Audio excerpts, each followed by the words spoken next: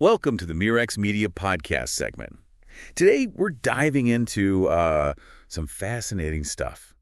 You know how men and women are different by design? Different by design, yeah. A listener sent in some material from Dr. Myles Munroe. Oh, interesting. It gets thinking, about how these differences, they really are key to better relationships and even personal fulfillment. Yeah, like understanding each other better. So think of this as a bit of a shortcut for you to get a handle on what makes men and women tick. A deep dive right into the core dynamics. Exactly. So right off the bat, what really jumped out at me in this material was the idea that men and women, they're actually perfectly designed for each other. Like inherently? Yeah, inherently. The problem is we often expect them to be the same. Instead of appreciating those God-given differences. Right. The source material even uses this analogy. It says you wouldn't try to power a plant with gasoline, right? Okay, I see where you're going with this. Different beings have different needs. So just like that car and that plant, men and women, we're on equal footing. But we need different things to thrive. Right. I mean, think about it. You need gas for your car and sunlight for your plant.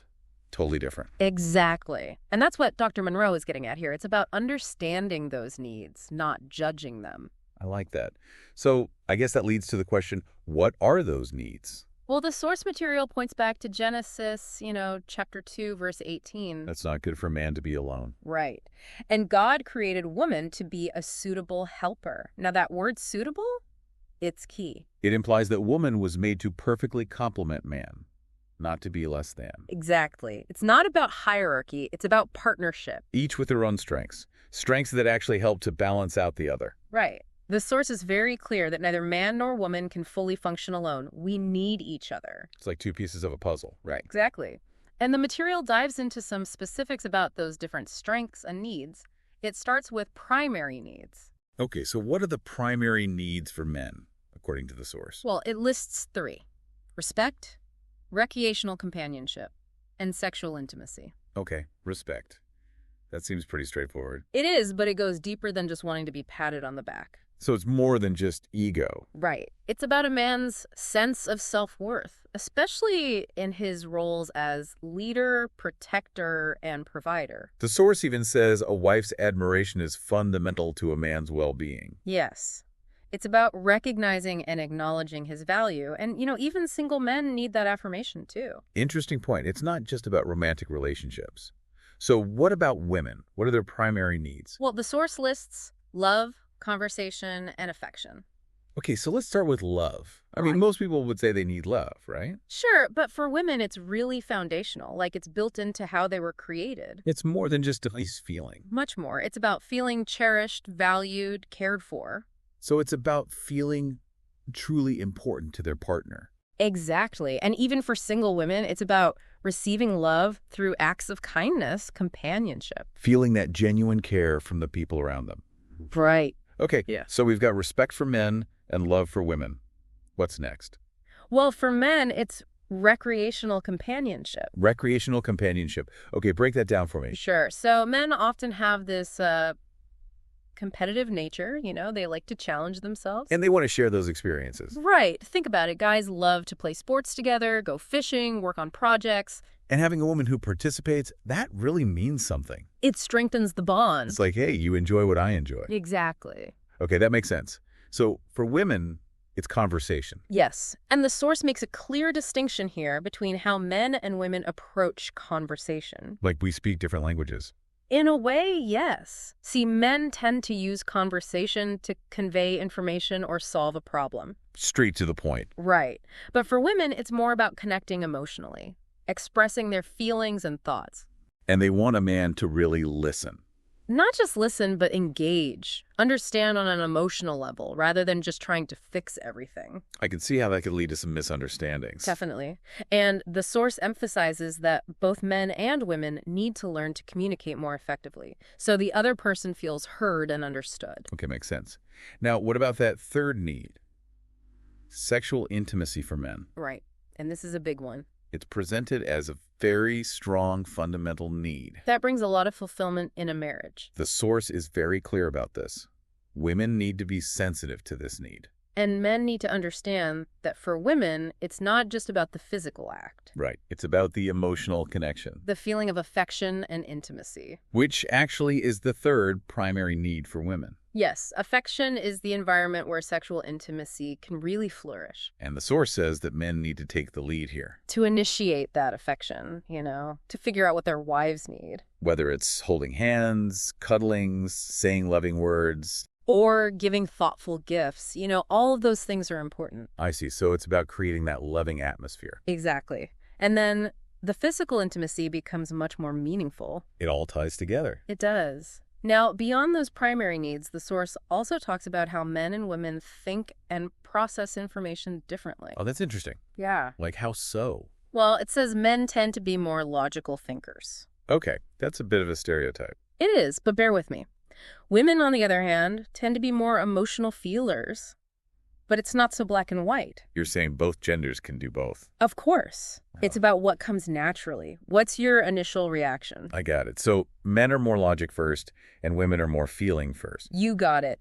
And the source even suggests that there's a physiological basis for this. Oh, really? Like what? It says men have fewer connections between the two halves of their brains. So they're more compartmentalized. Exactly. And that leads to a more linear, fact-based way of thinking. Very goal-oriented. Right. Whereas women, their brains are more connected. More holistic. Exactly. They can multitask better, see the bigger picture, and they're more in tune with emotions. Like they're picking up on those subtle cues. Exactly. It's fascinating, right? And these differences, they can actually complement each other. Like a woman's intuition can help a man see things he might miss. Right. And a man's focus can help a woman to, stay on track. Avoid getting bogged down in the details. Precisely. The key takeaway is that these different perspectives are valuable. We need both. Absolutely. The Force also talks about communication styles, right? It does. It says that men often use speech as a way to express their thoughts directly. Getting the information across. Exactly. While women, they tend to use speech to express their feelings. It's more about connecting. Precisely. And this can lead to all sorts of misunderstandings. Because men might not always be comfortable talking about their feelings. Right. And women might not always say exactly what they mean. Especially when they're upset. Exactly. The source encourages women to be patient and men to really listen, To try to understand what's really being said, even if it's not said directly. And remember, women, they're processing things on multiple levels. So it takes them a bit longer to sort it all out. Exactly. Okay, so what else does the source say about communication? Well, it talks about how men and women listen differently, too. Like, what are they listening for? Right. For men, it's often about the information itself. Is it useful? Is it true? Does it make sense? Very practical. Exactly. But for women, listening is more of an emotional experience. You're tuning into the tone, the body language. Everything. It's all connected. So they're picking up on the feeling behind the words. Exactly. And that's why it's so important to, be aware of those differences. To communicate in a way that resonates with the other person. Exactly. Okay, now, the source also talks about how men and women approach problem solving differently. It does. It uses this analogy of men being like filing cabinets. Filing cabinets. Okay, I'm intrigued. So a man can deal with a problem, make a decision, and then file it away, move on. Compartmentalize. Exactly.